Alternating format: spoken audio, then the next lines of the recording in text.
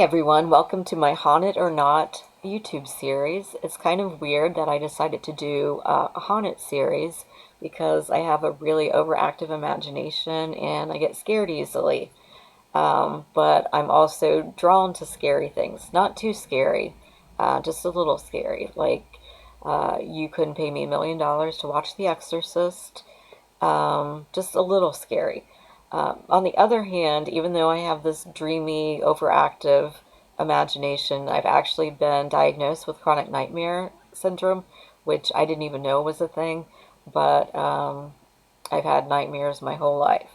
But even though I do have that overactive imagination, I also have a very practical, logical side. Like my degree is in psychology, so I try to temper both of those. So ever since I was young, I've always gotten vibes from people, good ones, bad ones, and I feel like buildings, locations, objects can also have vibes to them. So I decided to dive into the haunted realm. I'm reading off of my notes so I don't forget anything. I decided to dive into the haunted realm, and I eventually plan to go to some places that are supposedly haunted to see if I get any vibes. But tonight, this first episode, I'm going to talk about an encounter that happened to me many years ago, a haunted encounter. And it was either in 1995 or 1996 in Columbus, Ohio. And it was a house that I lived in with my first husband. And the road the house was on was called Indian Mound Road. We had looked at a few different houses before that, including one where there was a dead bird on the front porch next to the door. And, we were polite to the real estate agent who had taken his or her time out to come show the house. So we went ahead and took the tour, but afterwards we're like, no way, that's just a bad omen. Didn't really get any weird bad feelings about the house that we moved into. But like I said, it was on Indian Mound Road. Just to give you a little bit of background about Ohio, there are more than 70 Indian mounds in the state of Ohio, including one of the most famous ones that is actually internationally known as a National Historic Landmark, and it is called the Serpent Mound. It's near Cincinnati, and it was built by the ancient American Indian cultures of Ohio. It's an effigy mound, a mound in the shape of an animal, representing a snake and a curled tail. Nearby are three burial mounds, two created by the Adena culture and one by the Fort Ancient culture. And this will come into play when I talk about my encounter. So I couldn't really find any history about the subdivision where we lived. Just a few of the street names around the area were related to Native Americans. The house, let me scroll down, the house that we bought was very weird. Just gonna read here about the subdivision. Desirable subdivision located on the east side of Columbus, Ohio. It was designated as an urban scenic byway. And one thing that really attracted us to the neighborhood was every house was a different style. It wasn't a row of cookie cutter houses. Another thing, even though it was in the city, there was a lot of space between houses and a lot of space on the property. Like it says here, most residential lots in the neighborhood will be at least 0.40 acres or more. Ours was closer to 1 acre, which again is just really weird being in the city. And it says here there aren't too many typical floor plans.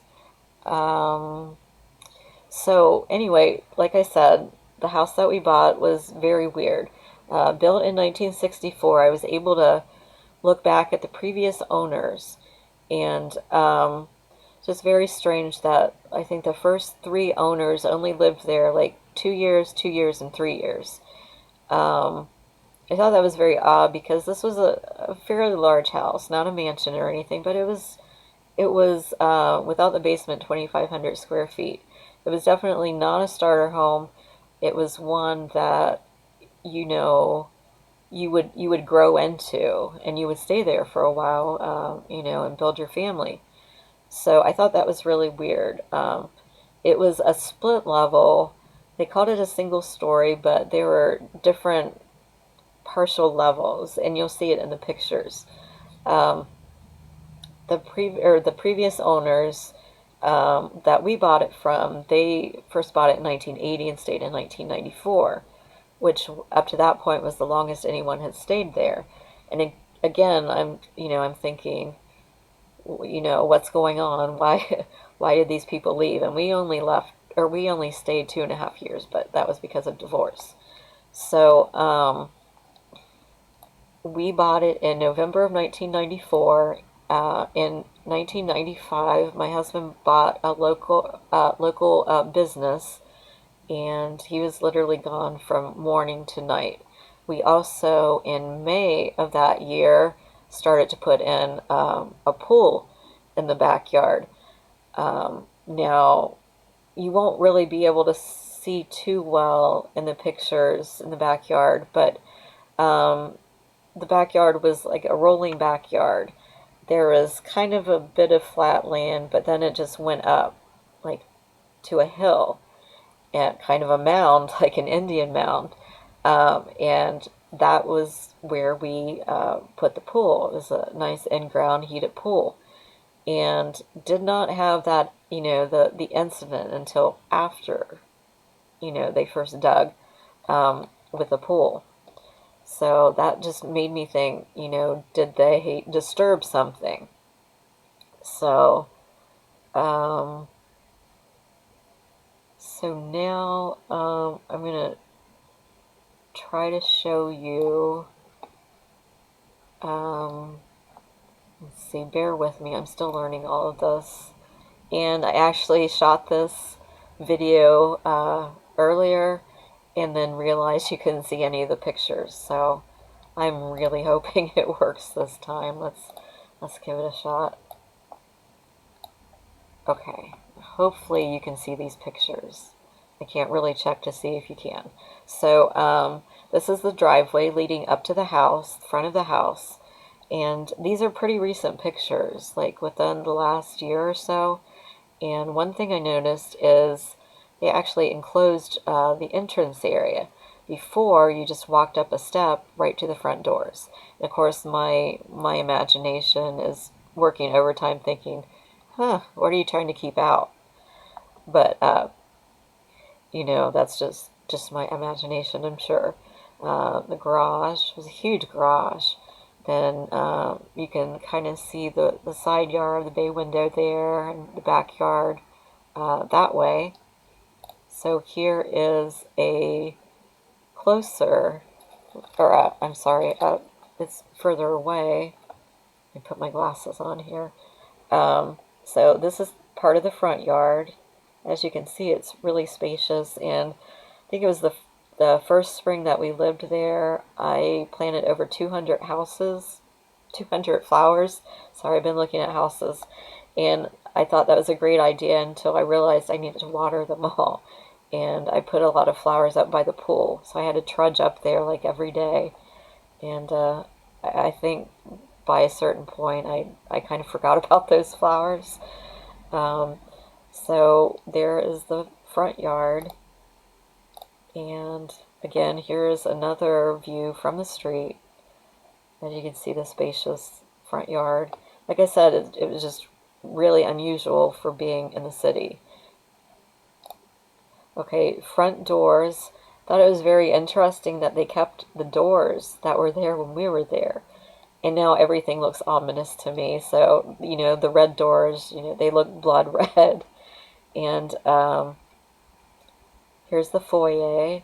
Straight ahead is the kitchen. To the right is the living room with the attached dining room. Down these stairs is the family room. Up these stairs are the bedrooms, and uh, two full baths. So, okay, so here down the stairs You can see the family room. Now, we were told by the real estate agent that the previous owner paid $50,000 that this was originally the basement, and he paid $50,000 to build a sub-basement. But, looking at it now and just being logical about it, and I don't know a lot about building houses, as evidenced by the sim games that I play where I try to build things. Yeah, I don't know a lot about it, but I think basements are usually a lot deeper than just a few stairs. Also, you'll see later out this way, there's actually a patio with sliding glass doors and a wall built up. So this looks like, this was meant to be the way it was, and then, the basement. Now, I'm going to say it would make a better story if the man had spent all that money, which would be almost half of what we paid for it, to build a sub basement. But it would especially be better for the story because I got weird feelings about the previous owners, and I'll tell you why later. So down this way is the basement, and then also there was a wet bar, the laundry area, a half bath, and the door that led out to the garage. These stairs lead up to the bedrooms and 2 full baths. So kitchen, more kitchen, more kitchen. So this is the entranceway from the foyer, circling around here to the dining room. There's the bay window, and then, oh wow, I just noticed that. Interesting. Okay, so anyway, this leads from the dining room to the living room. I just noticed they put a door in right there, a back door.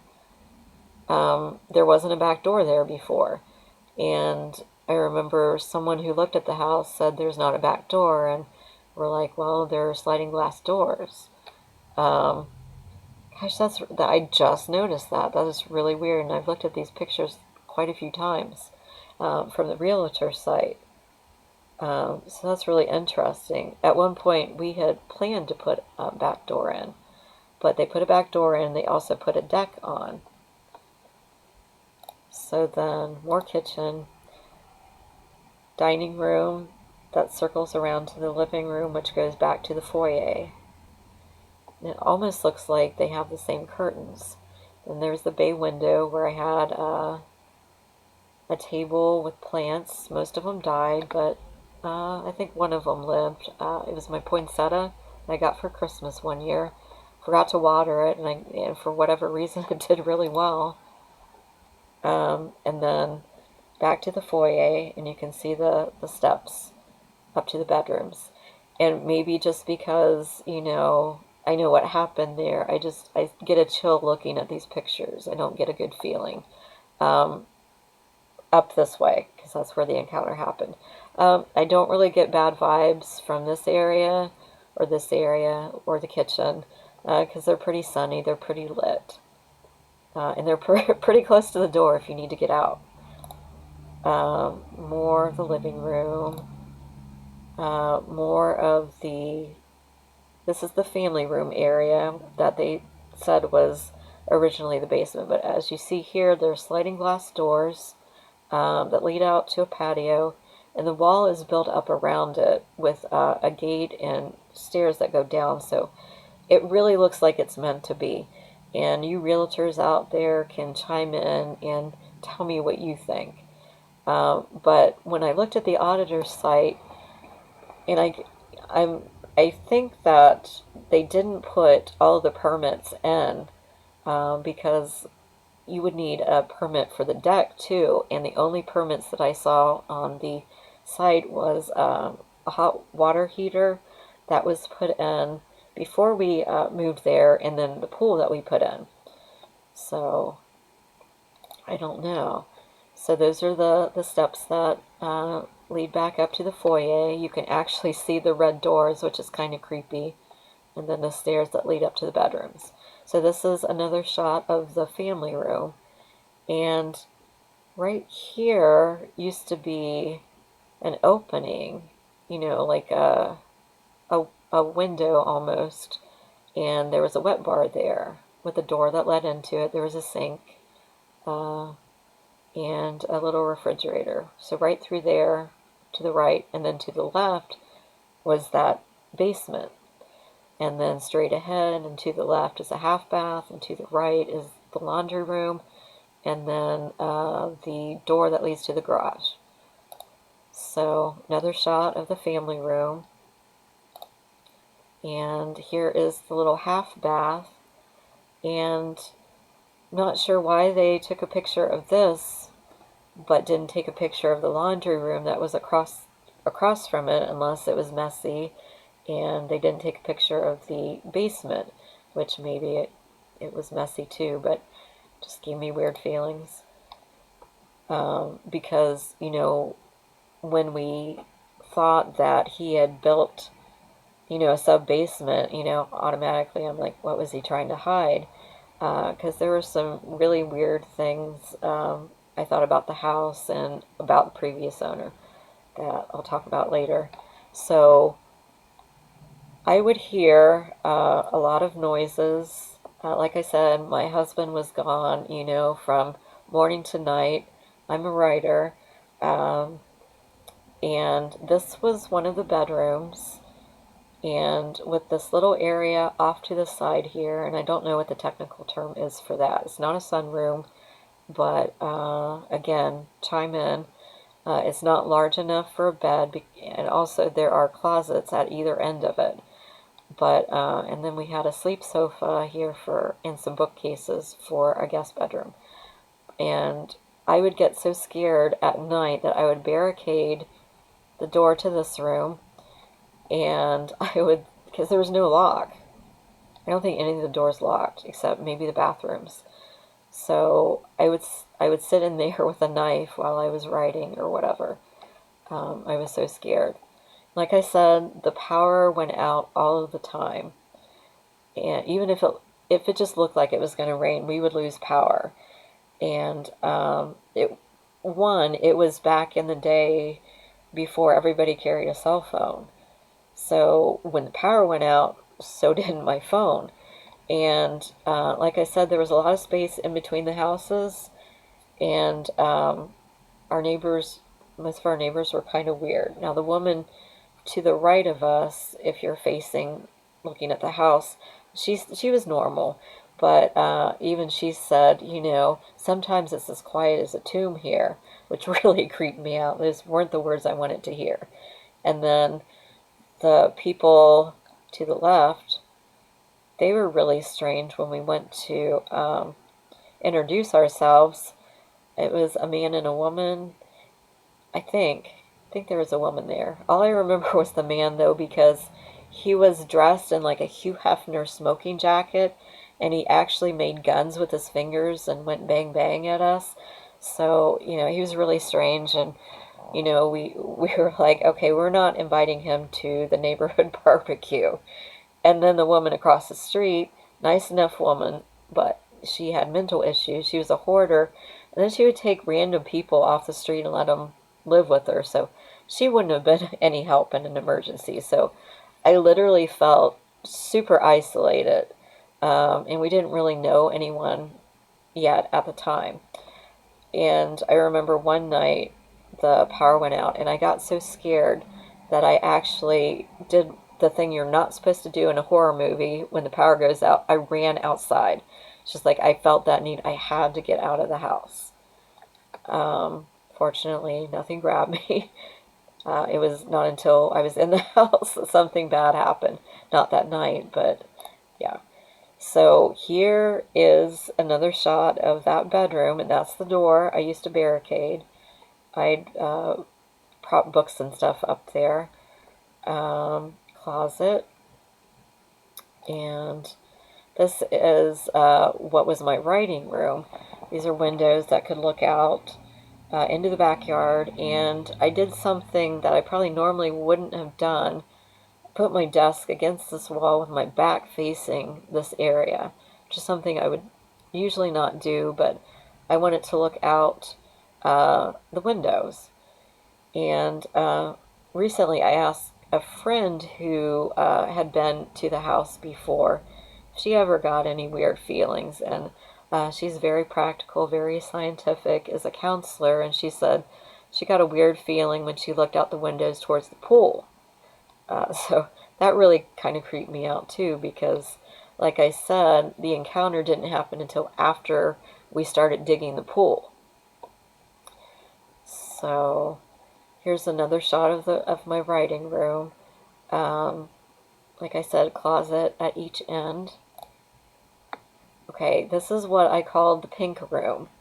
Um, it almost looks like the same wallpaper too, which would be incredible because we wanted to get rid of it then. It's like this pink flowery stuff. And it made me think that a little girl may have lived in there. And looking back, I can't remember. I think this was a crawl space into the attic, which if it was, that makes it really creepy to me.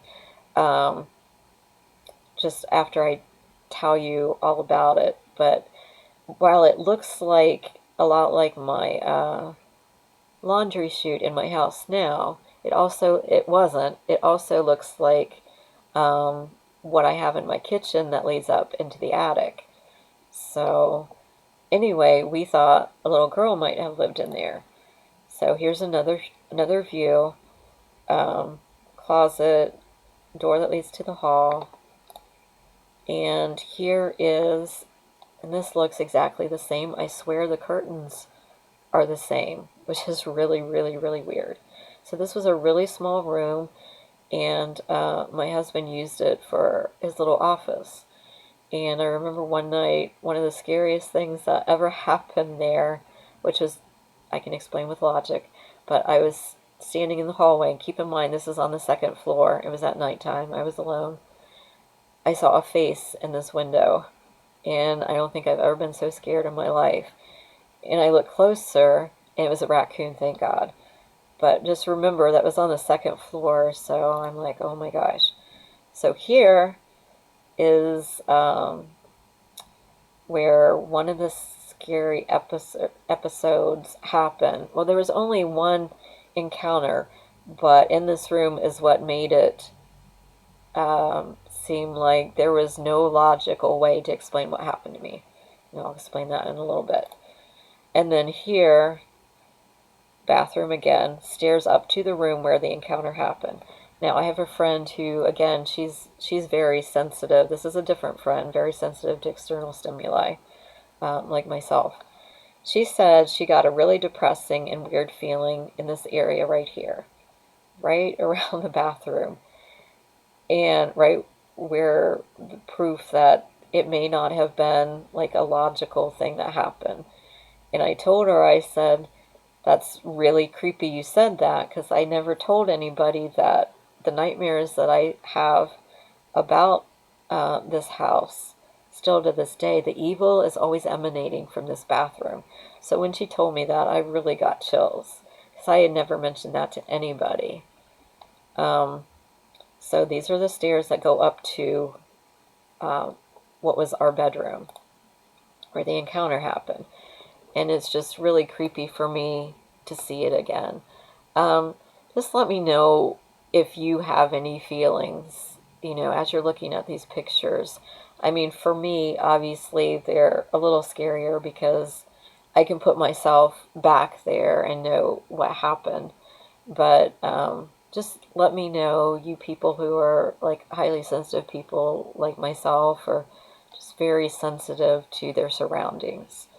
So this is one shot, and we were told that this was originally the attic, which kind of makes sense because there was no overhead light source, which I guess not every room has to have that, but you can see here, the way the window area is shaped. And on the auditor's side, it talked about a finished attic. And there's another, I just noticed that again. Another, I forget what that was.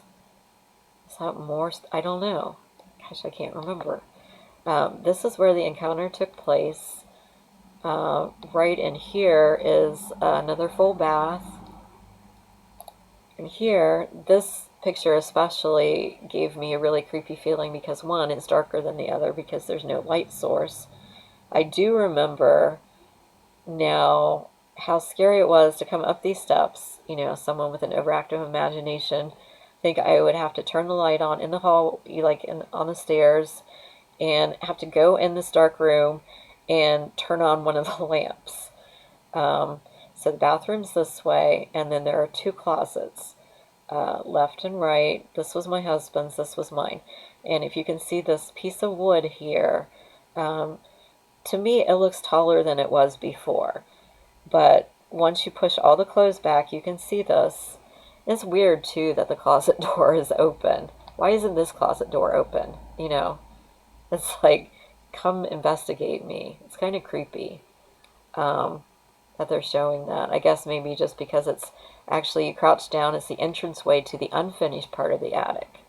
And then, I think, in this closet or to the left, there's more crawl space, more storage space. So it's just creepy thinking that you know, there are crawl spaces throughout the house. You know, just really creepy to me. I'm actually going to write a horror movie, a screenplay, based on just creepy feelings I got about the crawl spaces and um, the guy who lived there before. And I guess I can go ahead and tell you one thing that kind of made me think he was a creepy guy. Remember, we thought that a little girl may have lived, you know, in that house, in that pink room. Well, he didn't have all of his mail forwarded to him, and we got in the mail a few different adult-oriented comics, really explicit stuff, kind of perverted stuff, and I was thinking that's kind of creepy if he has a kid there in the house, you know. So here is where the incident happened. This was where our bed was, head of the bed, foot of the bed down here, and it was morning, and my husband had, or I thought he had gone to work, but I heard the door to the bedroom scrape against the carpet, and I could hardly keep my eyes open, but I was like, oh, come touch my face before you leave. So all of a sudden, I saw a hand appear in my line of vision, and it was a big hand. It was definitely a lot bigger than my husband's.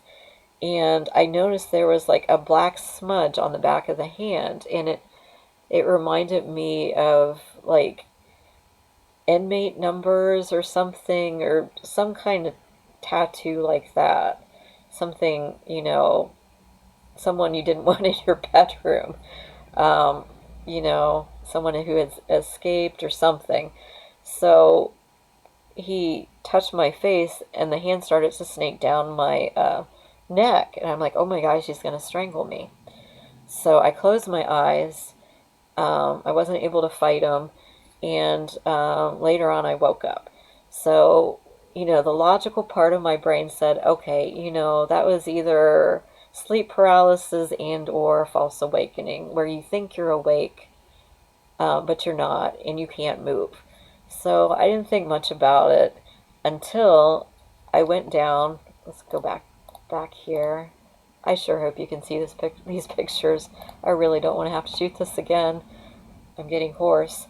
So I get dressed and I come down to this bathroom to get ready to go join my husband at his business.